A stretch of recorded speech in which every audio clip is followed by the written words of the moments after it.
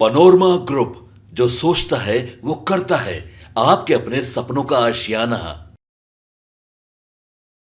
नमस्कार, एक बार फिर से आपका बहुत बहुत स्वागत करते हैं। खबर शुरू करने से पहले एक दुखद खबर हम आपको बता देते हैं कि आचार्य किशोर कुणाल जी का निधन हो गया है और उनके निधन से एक अपूरणीय क्षति बिहार को भी हुई है और खास करके उस समाज को भी हुई है जो समाज किशोर कुणाल जी के सामाजिक कार्यों, धार्मिक कार्यों से लाभान्वित था।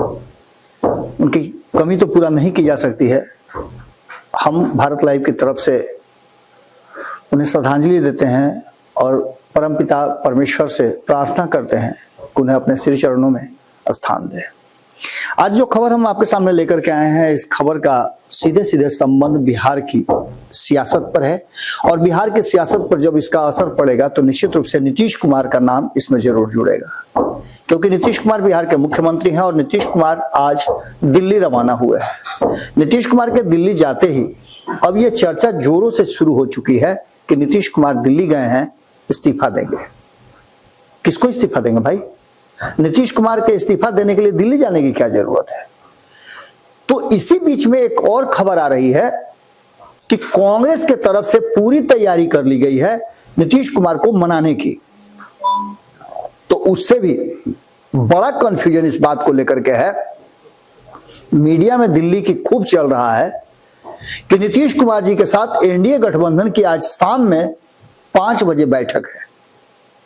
अब ये इतना कंफ्यूजन जिसके पहले से कोई सूचना नहीं हो, अचानक से ये सब कुछ होना शुरू हो जाए और घटनाक्रम बहुत तेजी से बदलना शुरू हो जाए, तो आपको समझना चाहिए कि बिहार और देश की राजनीति में कुछ बड़ा होने वाला है। सबसे पहले तो नीतीश कुमार जी के दिल्ली पहुंचते ही दिल्ली के राजनीतिक गलियारे में हल्के में चर्चा का विषय छिड़ गया कि आखिर नीतीश कुमार जी क्या करने आए हैं। आपको याद होगा इससे पहले भी, और ये 29 तारीख का डेट जो है ना, ये बड़ा अजीब है, क्योंकि ये 29 तारीख का डेट पिछले ही साल एक बड़े राजनीतिक उथल पुथल का गवाह बना था। दिल्ली में राष्ट्रीय कार्यकारिणी की बैठक हुई थी जनता दल यूनाइटेड की और ललन सिंह का इस्तीफा हुआ था। नीतीश कुमार ने फिर से एक बार जनता दल यूनाइटेड का कमान अपने हाथ में लिया था। ये सारी घटनाएं आपको बिल्कुल याद होंगी, क्योंकि आज पूरा 1 साल है और ललन सिंह के अध्यक्ष पद से हटने और नीतीश कुमार के फिर से जुड़ने का दिन है। नीतीश कुमार दिल्ली जाने से पहले कुछ नहीं बोले। वैसे भी नीतीश कुमार कुछ दिनों से नहीं बोल रहे हैं और जब नहीं बोल रहे हैं तो ये और ज्यादा संशय पैदा करता है कि नीतीश कुमार जी जब नहीं बोलते हैं तो बहुत बड़ा बोलते हैं। नीतीश कुमार जी की चुप्पी कब टूटेगी, इस पर सबकी निगाह है। दिल्ली गए हैं, कहा तो ये जा रहा है कि इंटरनली सारी बातचीत हो गई है, लाइनअप हो गया है और नीतीश कुमार जी के साथ कांग्रेस के बड़े नेताओं की एक बैठक होनी है। लेकिन इसके साथ साथ जब ये बात सामने आ जाती है कि एनडीए घटक दल के नेताओं के साथ एनडीए की बैठक में नीतीश कुमार शामिल होंगे, तो असमंजस और बढ़ जाता है। लेकिन इन सारी बातों के साथ साथ नीतीश कुमार जी ने अपनी यात्रा रोक करके दिल्ली जाने का कार्यक्रम बनाया। शुरुआत तो यहीं से हुई कि मनमोहन सिंह जो पूर्व हमारे प्रधानमंत्री थे, उनके गुजर जाने के बाद उन्हें श्रद्धांजलि देने के लिए वो जाएंगे, उनके परिजनों से मिलेंगे और सांत्वना देंगे। लेकिन कहानी इसके साथ साथ और कई पैरेलली चलने लगी। हमने भी खबरों में आपको बताया था कि नीतीश कुमार ने अचानक से प्रोग्राम बनाया है दिल्ली जाने का, और तब बनाया है जब 2 दिन पहले अमित शाह ने एनडीए की बैठक बुलाई थी और उसमें नीतीश कुमार को निमंत्रण भी दिया गया था। लेकिन तब नीतीश कुमार नहीं जाते हैं। नीतीश कुमार उसके बाद कार्यक्रम बनाते हैं और कहा यह जा रहा है कि जो इंडिया गठबंधन है उसमें नीतीश कुमार के दिल्ली जाने को लेकर के काफी खुशी और अफरा तफरी का माहौल जैसा है। कहा यह जा रहा है कि नीतीश कुमार जी को जो भी उनके डिमांड होंगे वो पूरा करने के लिए इंडिया गठबंधन तैयार बैठी हुई है और इसका लाइजनिंग जो है वो 3-3 नेता कर रहे हैं। तो वहीं इस बात को लेकर के भी चर्चा चल रही है कि क्या इतनी आसानी से भारतीय जनता पार्टी नीतीश कुमार को छोड़ देगी? क्या नीतीश कुमार को आसानी से छोड़ने के बाद नीतीश कुमार चुप बैठेंगे? ये वही नीतीश कुमार हैं जो मात्र 6 महीने के अंदर में भारतीय जनता पार्टी को पानी पिलाने लगे थे। और उन्होंने एक बड़ा गैर भाजपाई दलों का गठबंधन बना दिया था, जिसका घाटा आज भी झेल रही है भारतीय जनता पार्टी।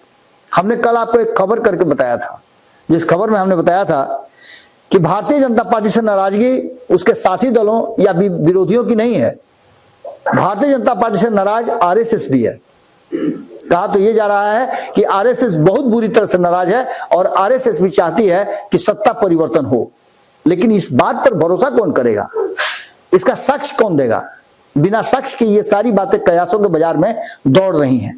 लेकिन सबसे बड़ी बात है कि इन सब बातों के साथ साथ जो वर्तमान परिस्थिति बनी है, उसमें दिल्ली पहुंचने के बाद नीतीश कुमार के बयानों पर गौर कीजिए तो नीतीश कुमार ने बहुत छोटे शब्दों में कहा है कि सरकार तो हमारी ही बनेगी। किस सरकार की बात उन्होंने की है? कहा यह भी जाता है कि नीतीश कुमार जब भी जाते हैं दिल्ली तो अधिकांश समय में कहा जाता है कि आंख दिखाने जा रहे हैं। अब ये डॉक्टर को आंख दिखाने जा रहे हैं या फिर अपने गठबंधन के साथियों को आंख दिखाने जा रहे हैं, यह सवाल सबसे बड़ा हो जाता है। आंकड़ों की दृष्टि से अगर देखें तो हम बार बार आपको बता रहे हैं कि नीतीश कुमार जी उस जगह पर खड़े हैं जहां उनका सपोर्ट करने के लिए बहुत सारे लोग तैयार हैं। हम लगातार आंकड़ों में आपको समझाते नजर आ रहे हैं कि 293 का जो सरकार का आंकड़ा है, समर्थन प्राप्त है, उसमें से अगर नीतीश कुमार छट जाते हैं तो 12 कम हो जाएंगे, चंद्रबाबू नायडू उनका साथ दे देते हैं तो 16 और कम हो जाएंगे, अगर शिंदे साथ छोड़ देते हैं तो 7 और कम हो जाएंगे, और अगर चिराग पासवान कम हो जाते हैं तो 5 और कम हो जाएंगे। यानी कि सीधे तौर पे ये लगभग 48 से 50 के बीच में संख्या होती है, और ये संख्या 40 से 50 के बीच की बहुत काफी है भारतीय जनता पार्टी को सत्ता से बेदखल करने के लिए और इंडिया गठबंधन की सरकार बनवाने के लिए। लेकिन इसमें इतनी आसान बातें नहीं है। ये सभी अलग अलग दल के नेता हैं और अपनी अपनी सबकी डिमांड है, लेकिन महत्वाकांक्षा तो सबकी होती है। और जब महत्वाकांक्षा अति महत्वाकांक्षा की तरफ बढ़ जाए, जैसे नीतीश कुमार की महत्वाकांक्षा सिर्फ और सिर्फ मुख्यमंत्री बने रहने की है, अगर उनकी महत्वाकांक्षा पर अति जोर दिया जाए और कांग्रेस इस बात के लिए तैयार हो जाए और सारी परिस्थितियां नीतीश कुमार के फेवर में हो जाए प्रधानमंत्री बनने की, तो नीतीश कुमार चांस छोड़ेंगे क्या? बिल्कुल नहीं छोड़ेंगे। अब ऐसी स्थिति में आप समझ सकते हैं कि नीतीश कुमार के दिल्ली पहुंचते ही आखिर यह चर्चा क्यों चल रही है। नीतीश कुमार ने यह कहा कि सरकार तो हमारी ही बनेगी, उनका मकसद बिहार था या फिर केंद्र था।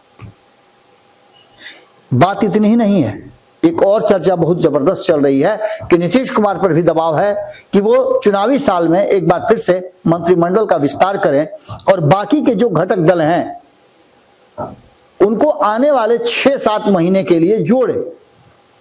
अब किसको जोड़ेंगे आप समझ सकते हैं। न तो आरएलएम के पास कोई सदस्य है किसी सदन में, न लोक जनशक्ति पार्टी के पास है, जो सदस्य थे भी वो दूसरे दलों में विलय कर गए हैं। तो ऐसी स्थिति में बिहार में मंत्रिमंडल विस्तार का तो दूर दूर तक कोई रास्ता नजर नहीं आ रहा है। तो क्या केंद्र में मंत्रिमंडल विस्तार करके नीतीश कुमार की बातों को माना जाएगा? एक और स्टंट भारतीय जनता पार्टी करेगी, इसकी भी संभावनाएं व्यक्त की जा रही हैं, लेकिन कोई भी कुछ बोलने के लिए तैयार नहीं है। एक तरफ नीतीश कुमार का दिल्ली पहुंचना और दूसरी तरफ पटना में एक बार फिर से बीपीएससी के जो सत्याग्रही छात्र हैं, जो 70वीं बीपीएससी परीक्षा को रद्द करके फिर से री एग्जाम की बात कर रहे हैं, वो अलग तरह से हंगामा मचाए हुआ है। इस बीच नीतीश कुमार जैसे दिल्ली जाने के लिए उनका कार्यक्रम बना, वैसे ही बिहार में एक बड़ा प्रशासनिक फेरबदल करके जाते हैं। अब ये पूरा का पूरा माहौल, अब तक जो हमारे पास सूचनाएं आ रही हैं उसके अनुसार नीतीश कुमार का ये बयान कि सरकार तो हमारी ही बनेगी और उसके बाद उनका कांग्रेस के नेताओं से जाकर के मिलना, कुछ कहानी तो जरूर है। लेकिन क्या भारतीय जनता पार्टी इतनी आसानी से इन सब कहानियों को होने देगी? चंद्रबाबू नायडू, एकनाथ शिंदे और चिराग पासवान, इन पर बहुत सारा दारोमदार टिका हुआ है। चिराग पासवान की वापसी के बाद क्या फैसला लेते हैं। कहा तो बहुत कुछ जा रहा है और उन सब का अर्थ तात्पर्य बिहार में होने वाले 2025 के चुनाव से जोड़कर देखा जा रहा है। 2025 के चुनाव को लेकर के अब आप काउंटडाउन शुरू हो चुका है। आज से 3 दिन के बाद नया साल आ जाएगा और उस नए साल में और तेजी से काउंटडाउन शुरू हो जाएगा। चर्चा यह भी है कि नीतीश कुमार एक बड़ा सा लिस्ट लेकर के गए हैं और इस लिस्ट में लिखा हुआ है कि बिहार में वक्त से पहले चुनाव कराया जाए, यानी कि दिल्ली के साथ साथ बिहार का भी चुनाव हो। इतना ही नहीं, एक और चिट्ठी लेकर के गए हैं, जो चिट्ठी दिल्ली से चल करके पटना तक आई थी केजरीवाल की। उस चिट्ठी के बारे में भी कहा जा रहा है कि नीतीश कुमार उस चिट्ठी का जवाब केजरीवाल को देने गए हैं और उसका जवाब क्या हो सकता है, ये बात वो भारतीय जनता पार्टी के नेताओं से भी पूछने गए हैं। क्योंकि भारतीय जनता पार्टी के नेताओं से जब पूछेंगे तभी पता चलेगा कि दिल्ली में उन्हें कितनी सीटें मिल रही हैं और दिल्ली में वो चुनाव लड़ेंगे तो किसके साथ लड़ेंगे, किस तरीके से और किस गठबंधन के तहत लड़ेंगे। इन सभी बातों का निपटारा करके नीतीश कुमार जब लौटेंगे पटना, तो यहां जो चर्चा चल रही है कि नीतीश कुमार लौटेंगे तो इस्तीफा देंगे, इसके पीछे की कहानी क्या है। लगातार हमारी पूरी टीम और दिल्ली में बैठे हुए हमारे संपादक नमन मिश्रा जी एक एक बात पर बहुत कैलकुलेटेड ढंग से पता करने की कोशिश कर रहे हैं।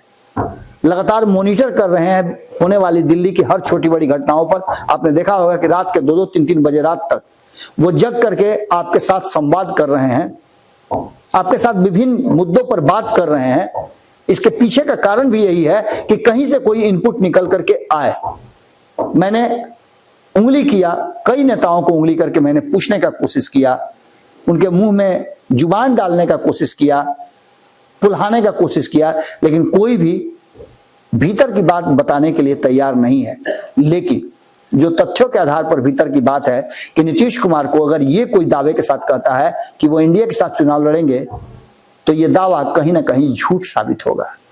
क्योंकि आपने नीरज कुमार की बात सुनी होगी, या हम लगातार कहते आ रहे हैं कि नीतीश कुमार का ये हाथ करता है तो इस हाथ को पता नहीं चलता है। इंतजार कीजिए नीतीश कुमार दिल्ली में क्या हलचल पैदा करके आते हैं, ये देखना बड़ा ही दिलचस्प होगा और उसी पर कैलकुलेशन होगा कि बिहार में आने वाले समय में क्या होने वाला है। आज हम भीतर की बात में आपसे यहीं विदा लेते हैं। जुड़े रहिएगा भारत लाइव के साथ। बहुत बहुत धन्यवाद। पनोरमा ग्रुप, जो सोचता है वो करता है। अगर ये वीडियो पसंद आई और वह बिहार के राजनीति और बिहारियत से सरोकार रखेनी तो सब्सक्राइब बटन दबा के चैनल के सब्सक्राइब कर ली। ओजे एगो घंटी बा, ओकरा बटन दबा देला से कुल सटीक और मारक खबर रुआ मुफ्त में मिल जाई।